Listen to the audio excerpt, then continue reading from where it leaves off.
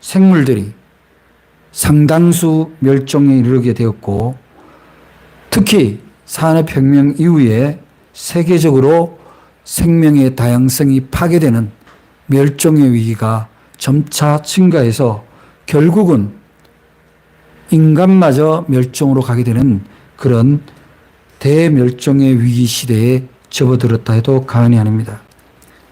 유엔 사무총장인 안토니오 구테우스는 2022년도 기후정상회의에서 이렇게 언급한 바 있습니다. 지구 온도가 계속 올라가고 있다. 그리고 우리의 행성 지구는 기후재앙을 돌이킬 수 없는 터닝 포인트로 향해 지속적으로 달려가고 있다. 그것도 빠르게 달려가고 있다. 따라서 우리는 기후지옥으로 가는 고속도로에서 계속 페달을 밟고 있는 형국이다. 이듬해 2023년도 기후정상회의에서도 또 한 톤 올려서 그는 이렇게 경고합니다. 인류가 지옥의 문을 열었다. 위험하고 불안정한 세상을 향해서 인류는 지금도 들어가고 있다. 그는 어쩌면 인류를 향해서 이야기를 할 때 이것은 하나님의 예언인 하나님의 메시지와 같다고 할 수도 있습니다. 아프리카 노래 제목에 보면은 센세니나라는 노래가 있습니다. 그 노래의 제목이 의미는 우리가 무슨 일을 저질렀는가. 지금 인류는 기후지옥의 문턱에서 센세니아를 외치고 있습니다. 우리가 처한 현실을 표현할 다른 말이 없습니다. 굳이 변명을 하자면 우리 모두가 풍요라는 환각 상태에 빠져 빈곤과 절망으로 달려가고 있다. 탐욕을 부추기는 자본주의의 한상이 전 세계를 휩쓸고 있습니다. 풍요라는 장밋빛에 인간들은 마치 체면제를 마신 것처럼 빠져들어가고 있습니다. 대부분의 국가들은 이러한 풍요라는 단어에, 성장이라는 단어에 하나님의 세계가 파괴되는 것, 우리의 후손이 살아야 될 이 자연세계를 파괴되는 것에 대해서 그 경고에 귀를 닫고 오히려 우리 인간의 노력으로 더 많은 것을 누릴 수 있을 것이라는 그런 안일한 환각 상태가 계속되고 있습니다. 어떻게 보면 집단 감기와 같은 거죠. 그렇다면 예수 믿는, 하나님을 믿는, 하나님의 피조 자연세계를 소중히 여겨야 될 그리스도인들은 예외냐? 그렇지 않습니다. 여전히 교회 안에는 무질서한 애착과 탐욕이 교회까지 망치고 있습니다. 저는 얼마 전에 서울의 대형 교회를 방문한 적이 있습니다. 엄청나게 큰 교회입니다. 저는 문득 그 생각을 했습니다. 이 교회가 배출하는 탄소의 양은 얼마나 될 것이며 이 탄소는 얼마나 많은 식물을 죽일 것인가. 거기 가니까 카페가 있더라고요. 서점도 있더라고요. 서점에 책들은 나무를 베어서 만든 것이고 카페의 일회용품들은 전부 플라스틱입니다. 교회의 모습에서 과연 우리는 무엇을 봐야 할 것인가 할 때 세상과 다름이 없었다. 그 교회 한 달에 전기료가 무려 거의 수천만 원을 쓴대요. 수천만 원을 쓰는 전기료가 전기가 돌아가려면 얼마나 화학 물질이 타올라야겠습니까? 하나님의 피조 세계를 우리는 어떻게 교회가 이렇게 파괴할 수 있는가? 작게 그리고 자연 친화적으로 교회를 만들고 꾸려갈 수는 없을까? 왜 이렇게 화려해야 될까? 왜 이렇게 전기를 많이 써야 될까? 왜 이렇게 더운 걸 못 참고 추운 걸 못 참아서 전부 에너지 소비로 우리는 신앙생활을 해야 되는 걸까? 그런 생각을 하고 왔습니다. 사랑하는 여러분, 우리의 이웃이 과연 사람만 뜻할까요? 우리가 이웃이라는 것은 함께 사는데 뗄 수 없는 관계를 이웃이라고 얘기하는 거예요. 우리가 잘 아는 누가복음 25장에 나오는 선한 사마리아인의 비유, 예수님이 비유로 말씀하셨죠. 선한 사마리아인의 비유를 출발할 때 한 율법사가 예수님한테 묻죠. 우리가 어떻게 하면 영생을 얻으리까? 그랬을 때 네가 아는 게 뭐냐? 네가 얻은 진리는 뭐냐고 물었을 때 그는 먼저는 하나님을 사랑하고 그 이웃을 사랑하는 일이다. 그랬을 때 옳다. 그러면 그렇게 하면 네가 영생을 얻으리라. 그렇게 대답을 해줍니다. 예수님이. 그랬을 때 이 율법사는 다시 묻죠. 선생님, 그러면 우리에게 나에게 이웃이란 무엇입니까? 물었습니다. 그때 나온 비유가 선한 사마리아인의 비유예요. 사마리아인은 그 당시에 주류 혈통이라고 할 수 있는 유대교의 유대인들의 배척하는 혼합 민족이에요. 좀 경계하는 거죠. 하수로 보는 그 사람이, 사마리아의 사람이 길을 가다가, 어느 사람이 길을 가다가 강도를 만나서 거반 죽게 되었는데 사마리아인 그 사람이 그 강도를 구해서 주막에 데려다 주고 약을 대주고 먹을 걸 대주고 치료를 부탁을 하고 자기 것을 다 내놓고 그리고 다시 떠나서 돈이 더 들면 내가 와서 주겠다. 그 사람이 얘기입니다. 그랬을 때 예수님이 그 사람한테 묻죠. 자, 네가 보기에 이 강도 만난 자의 이웃은 누구냐? 선한 일을 행한 사람입니다. 너도 그렇게 해라. 그러면 영생을 얻을 거다. 그가 누구냐가 중요한 게 아니라 위기에 처하고 도탄에 처하고 절망에 처한 그 사람, 그 생명이 이웃이라는 거예요.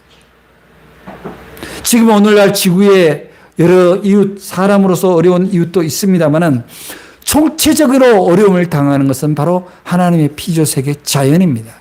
환경이에요. 지구의 멸망 시계는 11시 55분에서 달려가는데도 모든 국가와 정치인과 경제인은 한결같이 무시합니다. 초강대국 미국의 대통령은 그 자체가 음모라고 얘기를 합니다. 지구 위기를. 그럴까요? 여러분, 빙하가 녹아서 흘러내리고 빙산이 녹아서 흘러내리고 바닷물의 수면이 점점 차가움과 동시에 뜨거운 것이 위로 올라가면 어떻게 됩니까? 폭우가 옵니다. 폭풍이 옵니다. 해일이 칩니다. 그러고 난 다음에 오는 게 바로 그 차가운 온도에서 결국은 빙하기가 다시 오는 것이 자연의 원리예요. 하나님이 만들어 놓은 원리입니다. 산불이 계속 나는 일들, 어디는 폭우가 오고 어디는 비가 안 와서 엄청난 고통을 당하는 이 현상을 어떻게 모른다 하겠어요? 지금 우리의 이웃에 대한 눈길을 신음하는 자연세계로, 피조세계로 눈을 돌려야 할 때라는 것입니다. 사람들이 자연세계에 대해서 얘기를 할 때, 이웃이라고 얘기할 때 다소 생소하게 느낍니다. 그러나 성경은 하나님이 창조한 이 피조세계 만물이 하나님의 것이고 하나님의 것은 인간과 더불어 함께 보존되어야 될 이웃이라는 걸 분명히 우리에게 가르치고 있습니다. 이사야 선지자는 인간과 동물 사이의 친밀함을 메시아로 시대로 예언합니다. 또한 시편의 시인은 피조세계를 하나님의 찬양할 때 그 피조세계를 들어서 하나님을 높이 찬양하는 시편을 썼습니다. 시편 24편, 104편, 148편 말할 수 없이 많은 하나님을 찬양한 데서 하나님의 피조세계, 자연세계와 더불어 하나님을 찬양한다는 거예요. 또한 사도 요한은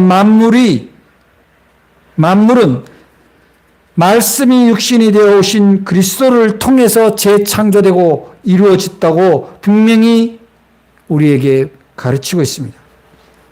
예수님께서 세례를 받고 광야로 갔을 때 사탄의 유혹을 받았을 뿐만 아니라 마가복음 1장 13절에 보면 들짐승과 함께 계셨다라고 분명히 자연과 함께 계신 예수님을 언급하고 있습니다.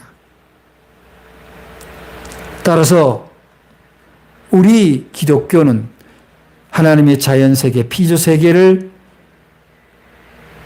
물리치고 훼손하고는 이야기할 수 없다라는 겁니다. 바로 우리의 이웃이라는 겁니다.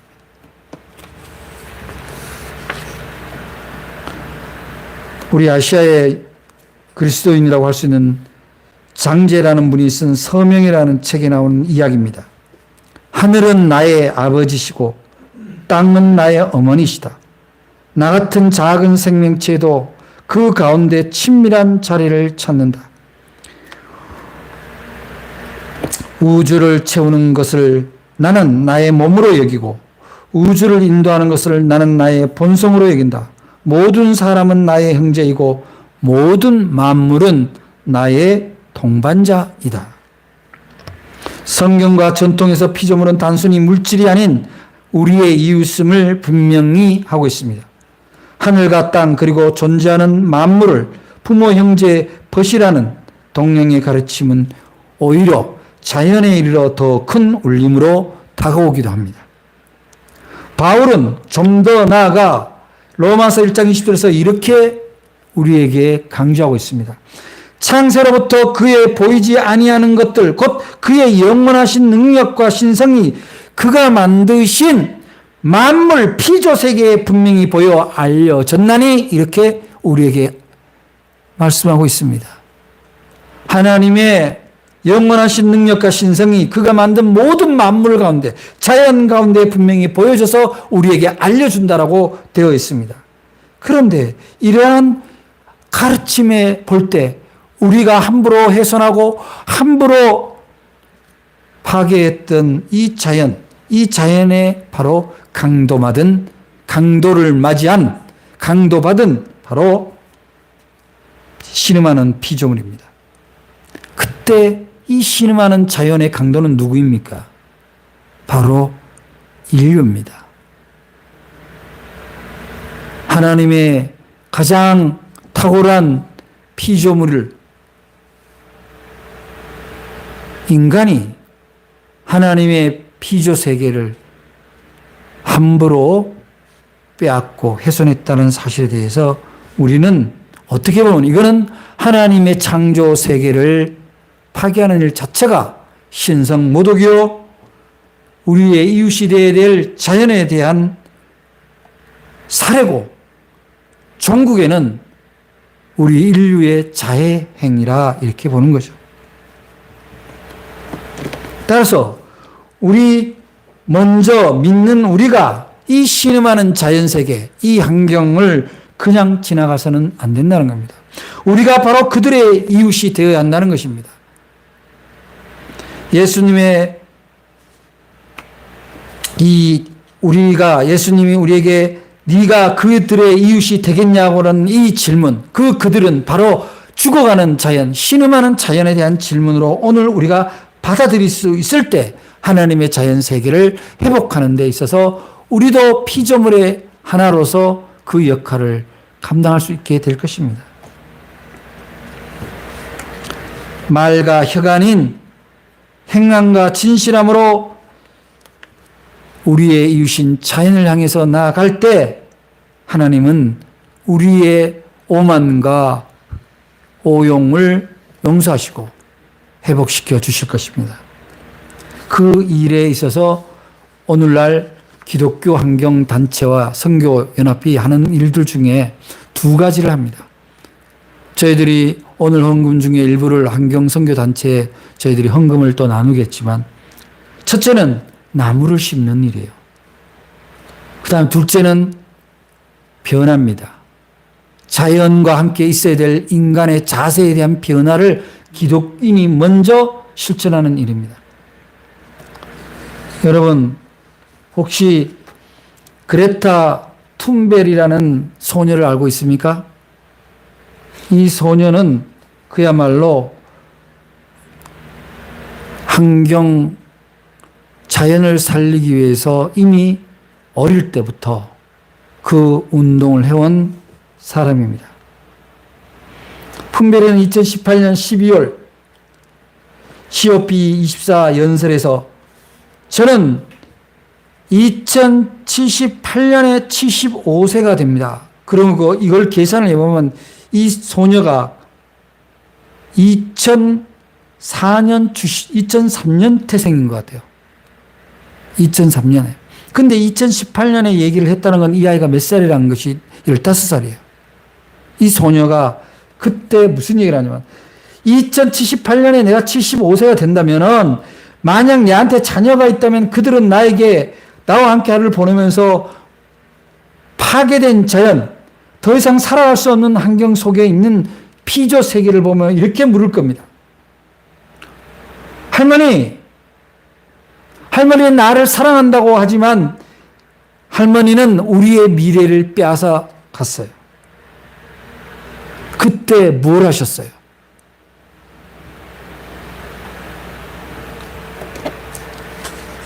우리가 지금 그저 우리 개인의 축복을 구하는 그런 얕은 신앙이 아니라 우리 미래 세대를 위해서 살아가려면 오늘에 훼손되는 이 자연세계, 기후위기에 대해서 침묵해서는 안 됩니다. 그래서 아까 전에 언급했지만 환경선교단체는 나무를 심는 일을 합니다. 저도 여기에 같이 협력하고 있는데요. 기독교 환경운동연대가 그 교회환경연구소하고 함께 2008년부터 몽골의 사막 가운데 나무 심기를 합니다. 그게 은총의 숲이라는 사업인데요. 그 은총의 숲에서는 말하자면 비슬나무, 포플러나무, 싹드, 사화, 비타민 나무 등 현지 기후와 토양에 맞는 나무 2만 5천여 그루를 심어서 지금 엄청난 숲을 이루어가고 있습니다. 몽골의 사막에 숲이 생긴 거예요.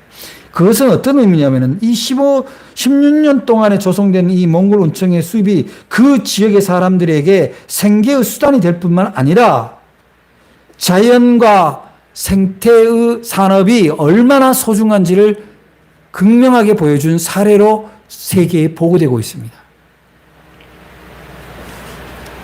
한국 교회가 먼저 기후위기에 대응하고 생태 세계, 하나님의 창조 세계를 회복하는 그야말로 녹색 선교, 그린 미션의 모범을 보여준 사례로 꼽히고 있다는 거예요. 두 번째, 행동하는 거라고 그랬죠. 아까 얘기한 툰베리라는 이 소녀가 어느 정도로 행동을 하냐면 인간에게 변화를 위해서 그 학교 시절에 학교 파업을 합니다. 동맹 휴업을 하는 거죠. 그리고 기후위기에 저항하는 행동을 전 세계에 펼치고 다닙니다. 또한 툰베리가 제안한 미래를 위한 금요일이라고 하는 운동을 통해서 그야말로 매주 금요일 날 기후위기를 캠페인하고 많은 사람들에게 전 세계에서 그것을 깨닫도록 지금 대한민국에서도 기독교인을 중심으로 한 금요 환경 캠페인을 지속적으로 하고 있습니다. 저하고 교제하고 있는 울산의 한기양 목사님이 그 일을 계속하고 있습니다. 우리는 지금 쓰고 있는 이 자연과 화학 용품들이 우리 미래 세대에게 결정적인 삶과 죽음, 희망과 절망으로 갈라지는 그런 이웃이라는 거예요. 안일하게 나 하나쯤 그렇게 할 수가 없다는 거예요. 우리 교회 설교를 다른 교회 목사님이 얼마나 듣겠습니까마는 저는 자꾸 교회를 크게 짓고 멋있게 아름답게 짓고자 하는 분들에게 권하고 싶어요. 검소하게 하자. 검소하게. 좀 에너지, 고효율 에너지를 좀 연구해서 교회도 태양광 발전소 하고 화학을 좀 덜 쓰도록, 불을 좀 덜 떼도록, 그리고 일회용품이나 화학용품이 너무 지나치게 많이 생기지 아니하도록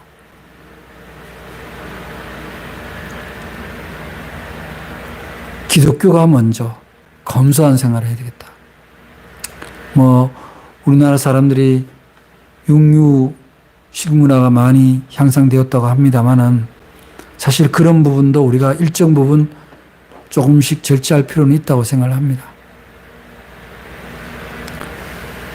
자연의 하나님이 인간만 쓰라고 준 게 아니잖아요.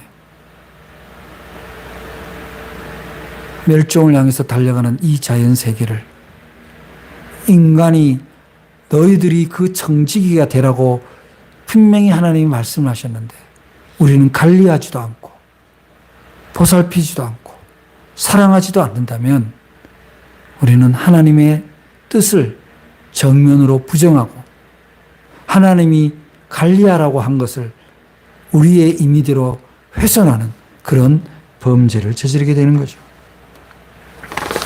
구상 시인은 노년에 들어서 이런 표현을 했다고 그래요.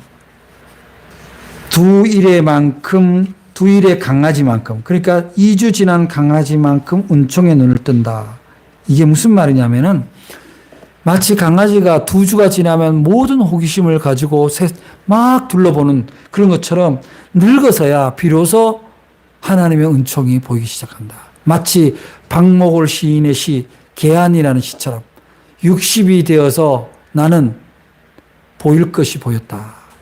눈이 띄었다. 이런 고백을 하거든요. 저도 60이 넘고 보니까 그런 것 같아요. 젊었을 때 몰랐던 것이 보이기 시작합니다. 그건 뭐냐면은 작은 것의 소중함, 원래 있던 것의 소중함입니다. 여러분 이번 여름에 자연 세계를 한 번씩 둘러보시기 바랍니다. 하나님이 만들어주신 그 세계에서 작은 꽃들을 보고 놀라서 푸드득 날아가는 새들과 먼 발치에서 쳐다보는 짐승들을 한 번씩 만나보시기 바랍니다. 그들도 우리의 이웃입니다. 언제까지가 우리가 공기를 태워서 그들까지 죽이게 하겠습니까? 어쩌면 오늘의 자연은 강도 맞은 사마리 사람같이, 강도 맞은 이웃같이 우리를 찾고 있습니다.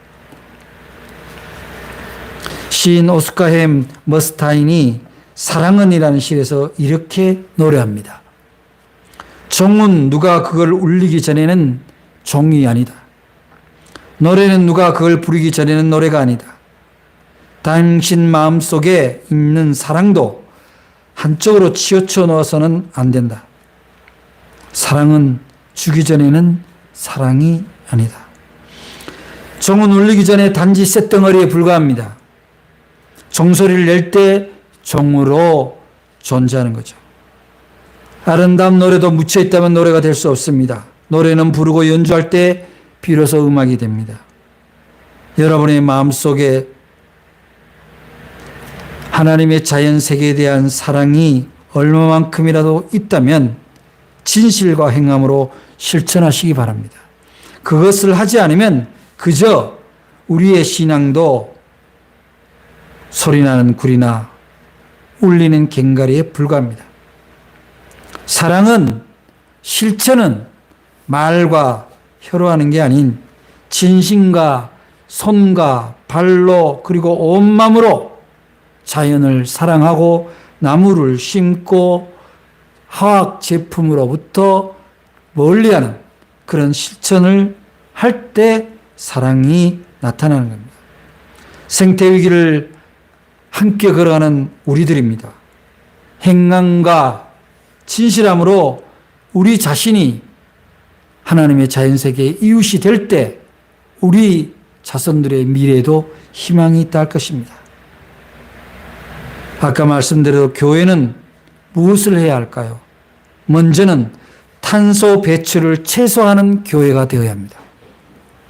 성전을 지나치게 크게 짓거나 화학적인 요소를 많이 넣거나 전기를 많이 쓰는 그런 성전이기보다는 좀 더 자연 친화적이고 저에너지의 성전을 건축함으로, 그래서 작게 지어야 돼요. 제발 좀. 교인 300명 되면 떼서 또 다른 데 작게 있는 교회 쓰고 그래야죠. 교회 안에서 일회용품 많이 쓰는 거 안 됩니다. 제가 교회 손님 오잖아요. 딱 제가 커피 타줍니다. 컵에. 일회용 컵 절대로 안 씁니다. 우리는 어떻게 해야 될까요? 우리 자신도 마찬가지입니다. 여러분들이 다 다이언 컵, 뭐라 그러죠? 텀블러라 그러나? 텀블러 들고 준비하시고, 자기 개인용.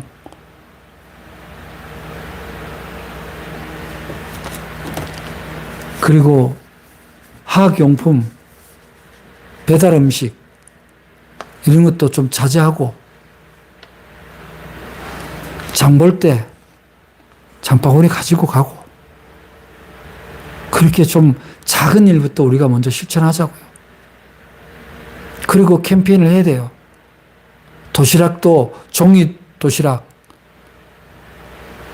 혹은 재활용할 수 있는 나무 도시락 이런 걸 좀 쓰고, 그런 기독교인들이 먼저 그런 거를 실천할 수 있다면, 그리고 국가가 좀 지원하고 교회가 좀 더 선교하고 이렇게 한다면 이 신음하는 자연, 이 고통받는 자연, 이 우리의 이웃 자연에게도 희망이 있지 않겠습니까? 그들에게 희망이 있을 때 우리의 미래도 희망이 있고 하나님이 소성케하는 그런 은총이 있을 줄로 믿습니다. 여러분, 이제 그 작은 일에 우리가 먼저 실천하십시다. 우리가 먼저 나섭시다. 그랬을 때 우리의 신앙은 소리나지 않는 무거던 쇳덩어리가 아니라 세상을 울리는 종소리가 될 것입니다.